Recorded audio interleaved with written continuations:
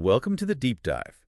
Today, we're jumping into something I think we're all pretty curious about, even if you don't always ask. Definitely. We're looking at this collection you sent over Cosmopolitan's 200 Naughtiest Sex Questions, all answered super concisely. Yeah, exactly. Yeah. Sometimes you just want the straight answer, right? Without wading through pages and pages. And this source really delivers that. Quick hits on technique, health, weird questions, you name it, in 20 words or less. Perfect. So our mission today is basically to pull out the most, well, surprising bits, the stuff that makes you go, huh, and give you those quick insights. Like a shortcut to feeling clued in, Right. tackling those common curiosities head on. Got it. And I think the format itself is interesting. Forcing those really tight answers gets right to the point. It really does. No room for waffle. Okay, let's dive in. First one up. It's a big one, I think, duration. Cosmo asked, how long does intercourse typically last for most people? And the answer, based on a study they cited, is anywhere from 3 to 13 minutes. 3 to 13 minutes. That might surprise some people, yeah. Or maybe reassure them. I think so. It's quite a broad range, isn't it? It definitely pushes back against the idea that it has to be some, epic marathon every time. Totally. Okay, next one. This feels potentially a bit awkward, but probably common. Why do I feel like I have to pee during sex? Ah, yes. The answer gets right down to anatomy. It's because your bladder lies close to the front vaginal wall. Right. It's very unlikely that you'll actually pee. So that sensation, it's mostly just, well, proximity and pressure. Good to know. Put your mind at ease a bit, maybe? It definitely clarifies things. Okay, what if someone wants to make things last longer? Slow down the orgasm? The question was advice. Super simple tip here. Switch positions. Just switch positions. Yep. It changes the stimulation, the angle, the focus. It's a really practical way to potentially, reset the rhythm a bit and delay things. Makes sense. Sometimes the simplest things, right? Yeah. Okay, practical problem. My mouth gets dry when I give oral. What's a quick fix? Another straightforward one. The answer, have water nearby to sip. Obvious when you think about it, I guess. Keep hydrated. Exactly. But Cosmo, being Cosmo, they added a little something extra. Oh, yeah. What was that? A Cosmo-approved move, they called it. Take his testicles into your mouth and hum. The vibration will feel amazing. Whoa. Okay. Well, That's specific. it is. But it shows that blend, doesn't it? Solve the practical issue, then add a little creative flair, maybe. Huh. Yeah, I suppose so. All right, what about taking charge? Question. What's the best way to take control of sex halfway into it?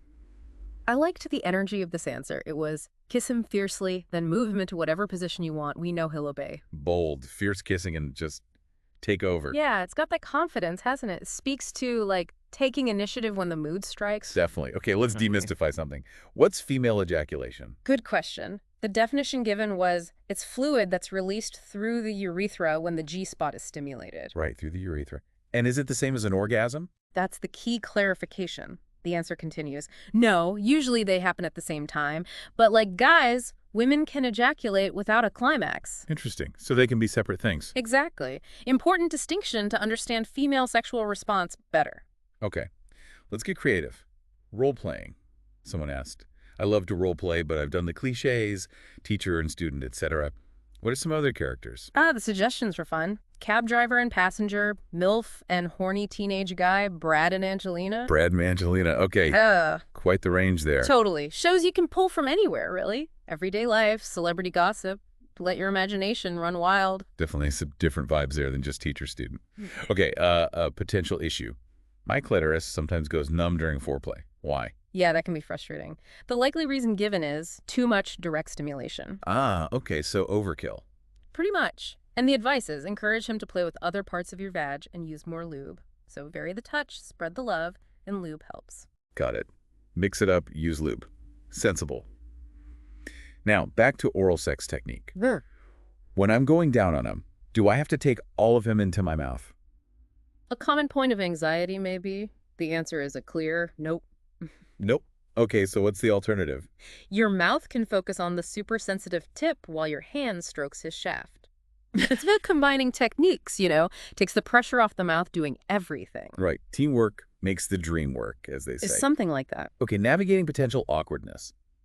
If I don't want to kiss a guy immediately after he performs oral sex on me, what should I do? Yeah, tricky one for some. Cosmo offered a few paths. Kiss his neck or chest. go down on him. So redirect the affection elsewhere. Yeah, or, and this was the slightly more challenging advice, or better yet, work on getting over your issue with it. Yeah. Address the underlying feeling. Fair enough. Okay, let's talk location, location, location. Where in my apartment should I have sex that I probably haven't tried before? The suggestion was surprisingly specific. On or against the bathroom sink. The bathroom sink? Okay. Adds a bit of a precarious adventure, maybe? Perhaps. Definitely shakes things up from the usual spots. Now, this one comes up a lot online, I feel like. I heard semen has some benefits and can even be an antidepressant. Is that BS? Concocted by guys who want to get laid. Yeah, that was the full question. Right. So what's the verdict? It's nuanced, the answer. A study did confirm that, and semen does contain mood-altering hormones. Still, the effect is tiny. Tiny.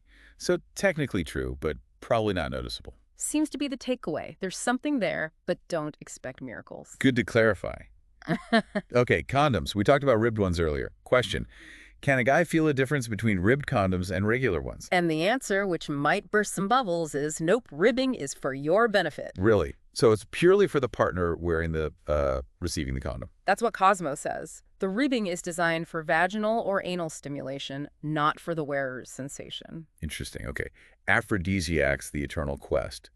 Are there aphrodisiacs that actually work? Well, they pointed to one specific finding. A recent study found that a cup of coffee stimulates the part of the brain that controls arousal. Coffee?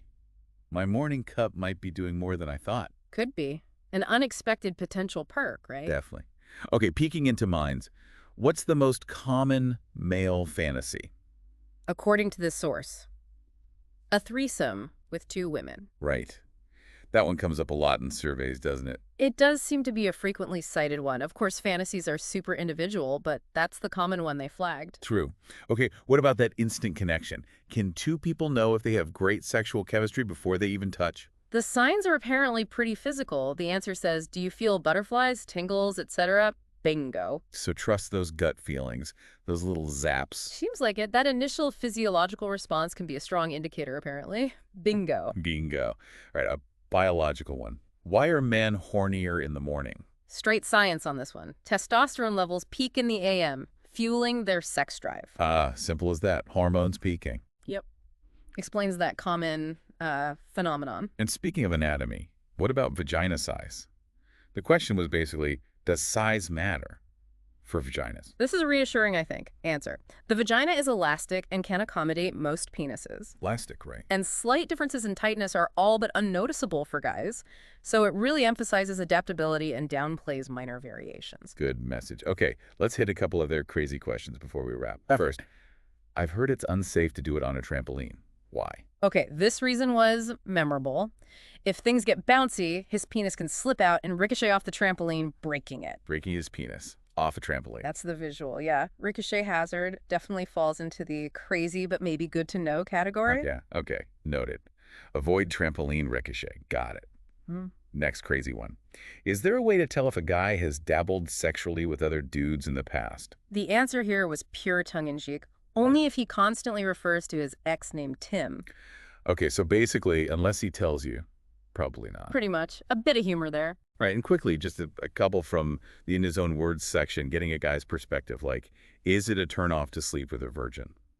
And the answer from Sam was, no, it's pressure to show her the ropes, but most guys are happy to step up to the plate. Okay, so maybe pressure, but not necessarily a turnoff. That's his take, yeah. Reassuring, perhaps. And one more. Does having sex on the first date make a guy think you're not girlfriend material? Same guy. Sam answered simply, no. Just no. Straight up. Yep. These little snippets offer, just one perspective, but interesting to counter assumptions. Definitely. Wow. Okay, so we've covered a lot of ground there, from timing and technique to humming and trampolines. We really have. It's been a whirlwind tour of Cosmo's naughty questions. And I think the big takeaway, hopefully, is just how useful these kinds of direct answers can be. Like, no question is too weird or silly, right? Exactly. Getting straightforward info quickly, there's real value in that. It cuts through the noise and just, satisfies that curiosity. So maybe think about it. What other questions, maybe a bit naughty or just things you've wondered about sex, have popped into your head? Yeah, this hopefully gets you thinking. And, maybe encourages seeking out clear information. And here's a final thought to leave you with. How might having more open, direct conversations and access to information like this actually, well, change things? How might it shape your own understanding or experiences around intimacy? Definitely something to mull over. How does openness impact understanding? Good question.